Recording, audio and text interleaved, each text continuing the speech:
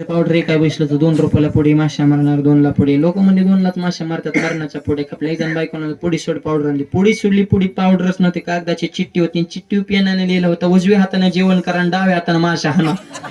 आता हे काय औषध आहे का काय का काय? धुंद झाला तुझा दरबार. अशा दरबार धुंद झालेला खऱ्याला किंमत राह. जनाबाला वाईट वाटलं, चोरीचा आळ आला. जनाबा म्हणले, देवा